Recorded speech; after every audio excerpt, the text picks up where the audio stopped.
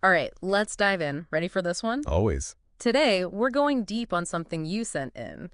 A file called, and I'm reading this verbatim, Characteristics of Reptilian Hybrids. Okay, that's Yeah, that's a new one. it's definitely unique. You could say that. That's what we do, right? Absolutely. Dive into the unconventional, see what we can find. I'm all for it. So, the source, it claims that reptilian hybrids, they're not as rare as you might think. Even suggests they might be increasingly common. Interesting. Yeah. Let's start with the behavioral quirks. Okay. See if any of these, sound familiar. Ring a bell. All right. So right off the bat, the source mentions an evasive communication style, especially in written forms like email. So instead of outright lying, they prefer to leave out crucial information.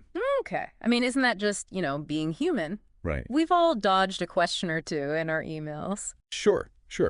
But the source, it implies there's a deliberate strategy here. Almost like they're trying to maintain, what is it? Plausible deniability. Yeah, plausible deniability. So if you're always reading between the lines or you feel like you're not getting the full story, maybe, just maybe, there's something deeper going on. That's an interesting take. So it's not just about being evasive, it's the intention behind it. Right. The source also mentions reptilian hybrids. They tend to compartmentalize their relationships. Yeah. Keeping people they know separate from each other. Yes, and that's where the psychology gets fascinating. Why this need for secrecy? Right. Is it about control? Maybe to prevent different groups from comparing notes and potentially exposing them, exactly.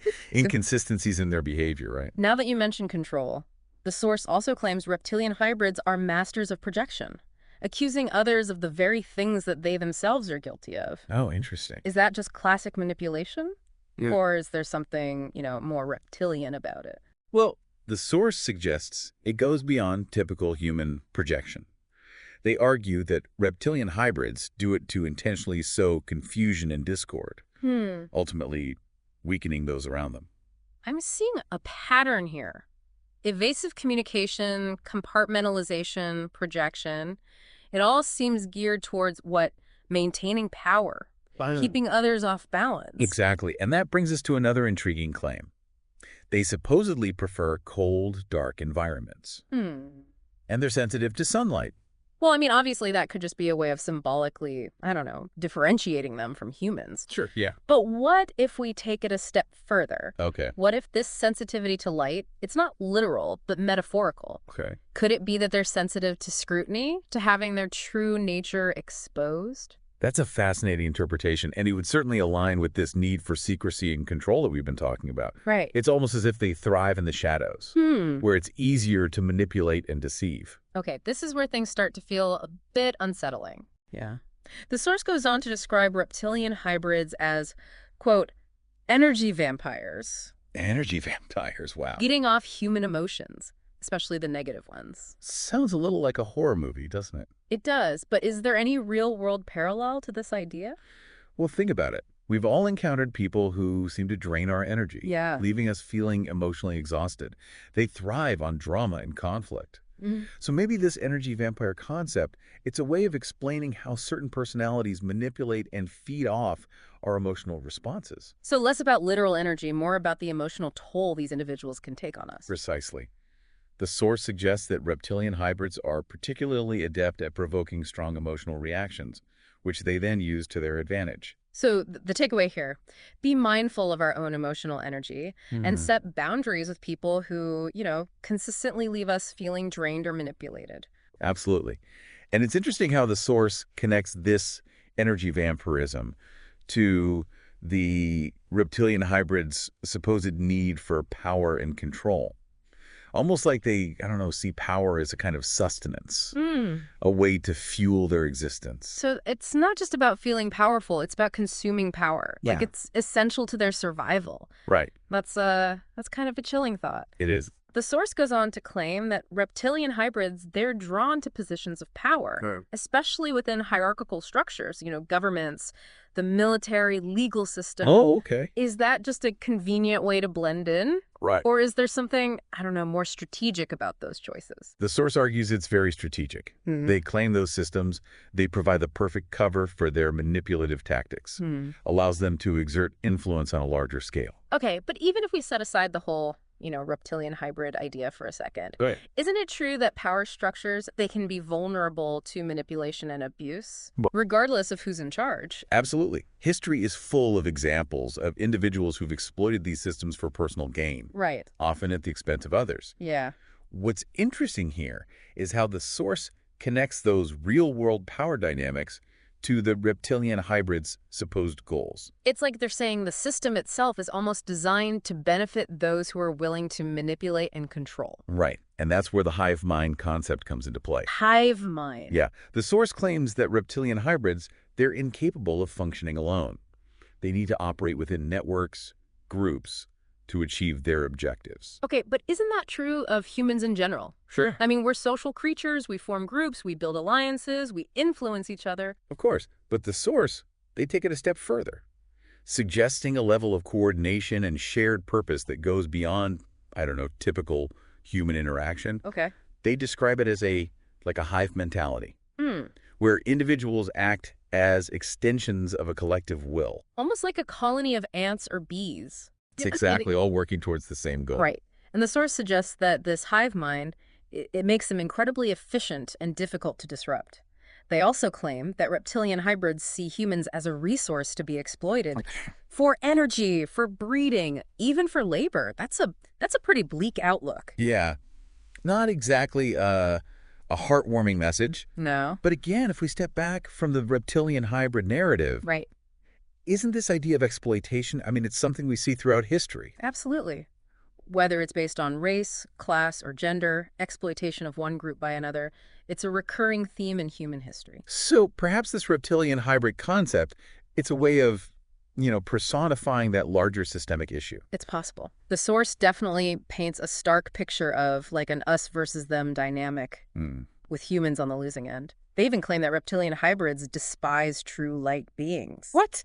Yeah, suggesting some kind of inherent conflict between our two species. Oh, okay. But amidst all this negativity, the source does mention one, I guess, positive trait of reptilian hybrids. Huh? They're supposedly very charming and charismatic. Interesting. Seems a bit contradictory, doesn't it? Not necessarily. It could be seen as, another tool in their arsenal, a way to disarm and manipulate those around them. Like a wolf in sheep's clothing scenario. Precisely. Appearing charming and trustworthy on the surface, Hmm. but with ulterior motives. It's a reminder that appearances can be deceiving, Right? and that those who are most skilled at manipulation, they're often the ones who appear the most harmless. Okay, so we've covered a lot of ground here. They have. Explored the supposed motivations, strategies of reptilian hybrids, their alleged preference for power and control, their hive mind, and this purported disdain for humans. Right. It's a lot to process. It is. And while we've approached these claims with a healthy dose of skepticism, we've also used them as a springboard to discuss some very real aspects of human behavior, power dynamics, and the potential for exploitation. Right. So even if we don't, buy into the whole reptilian hybrid theory, there are still some valuable takeaways here about recognizing manipulation, Absolutely. protecting ourselves from emotional vampires, Yes. and being aware of the ways in which power can be used and abused. Exactly. And I think that's a key point to emphasize, that even within these seemingly fantastical claims, there are often kernels of truth that we can learn from and apply to our own lives. Well said. So how do we, I don't know, reconcile this idea of reptilian hybrids blending in with, our everyday lives? Right. If they're so good at mimicking human behavior, are there any, I don't know, telltale signs, red flags we should be aware of? That's a great question. And it's something the source attempts to address. According to the source, reptilian hybrids have certain weaknesses, certain vulnerabilities that we can exploit if we know what to look for. Okay, I have to admit, I'm intrigued. What kind of vulnerabilities are we talking about? Well, for one, the source claims they're highly sensitive to certain frequencies and energies. They suggest that reptilian hybrids can be, repelled or disrupted by things like high-pitched sounds, certain crystals, or even strong emotional energy. So it's like they have a kryptonite, Yeah. a weakness that can be used against them. In a sense, yes. The source also suggests that, paying close attention to their body language, their reactions to certain topics, and any inconsistencies in their behavior can help to expose their true nature. So it's about being observant, Noticing those subtle cues that might reveal their true intentions. Exactly. The source emphasizes the importance of trusting our intuition, that gut feeling that something isn't quite right. They claim that humans have an innate ability to sense deception, Mm. even if we're not consciously aware of it. So it's not just about looking for external signs, it's also about tuning into our own internal radar, Yeah, that inner voice that tells us when something is off. precisely. And that's a valuable lesson, regardless of whether or not we believe in reptilian hybrids. Right. Learning to trust our intuition, to recognize the signs of manipulation, and to set healthy boundaries, these are essential skills for navigating any social interaction. Okay, so as we wrap up this deep dive, Yeah. let's bring it all together. Yeah. We've explored this fascinating and sometimes unsettling concept of reptilian hybrids. Right. We've delved into their alleged motivations, strategies, and weaknesses. But what does it all mean? What's the takeaway for our listeners? Well, I think the most important takeaway is that this whole deep dive, it's been an exercise in critical thinking. Right. We've taken this concept, this idea of reptilian hybrids, and really dissected it. Exactly. We've looked at the claims, explored possible explanations, considered how these ideas, even if they're fictional, can still reflect certain truths about human behavior, about the Uh, world we live in. Right. And whether we believe in reptilian hybrids or not, I think we've all encountered people who, exhibit some of these traits. The manipulation, the need for control, the emotional vampirism, and that's where this deep dive becomes really valuable, I think. Yeah, it's about giving you the tools to recognize those patterns, Hmm. to protect yourself, navigate those interactions with, I don't know, more awareness, more discernment. The source also talks about, specific ways to supposedly identify reptilian hybrids, Oh, okay. observing their reactions, paying attention to body language, even looking for like unusual physical characteristics. What are your thoughts on that? Isn't that a bit, risky? Yeah. Potentially leading to misjudgments and prejudice? Absolutely. We have to be incredibly cautious about using those kinds of criteria to, label or categorize people. It's important to remember that these are just claims, not proven facts. So while it's fine to be observant, aware of our surroundings, we shouldn't jump to conclusions or Right. make assumptions about people based on these supposed signs. Exactly. We need to rely on critical thinking, common sense, and our own intuition Yeah. to guide our interactions, not on a checklist of supposed reptilian traits. Right. And that brings us back to the importance of trusting our gut feelings, I think. If something feels off, if someone's behavior is raising red flags, Yeah, it's okay to step back, question, and protect ourselves. absolutely. And it's important to remember that we have the power to choose who we allow into our lives Yeah. and to set boundaries with those who, exhibit manipulative or harmful behavior. Well said. What about these claims that reptilian hybrids are, sensitive to certain frequencies, energies? The source suggests things like high-pitched sounds or certain crystals can repel or disrupt them. I think it's important to approach those claims with a healthy dose of skepticism. While there's a growing body of research on the effects of sound and vibration on, human health and well-being, there's no scientific evidence to support the idea that these methods can specifically target or repel, reptilian hybrids. Right. And we should always be cautious about relying on anecdotal evidence or unsubstantiated claims, especially when it comes to, our health and safety. Exactly. If you're interested in exploring those concepts, do your research, consult with, reputable sources, and approach it with a critical mind. Okay. So as we wrap up this deep dive, what's the final thought you want to leave our listener with? What's the one thing you hope they take away from this exploration? I think the most important takeaway is this.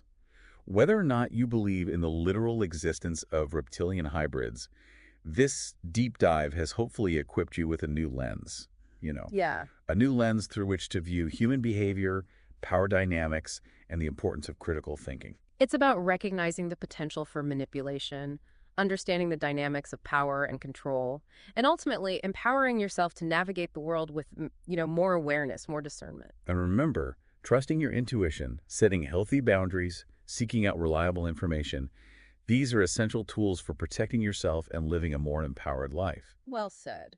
And on that note, we'll bring this deep dive to a close. Thanks for joining us on this exploration. Remember, keep an open mind, stay curious, and keep diving deep.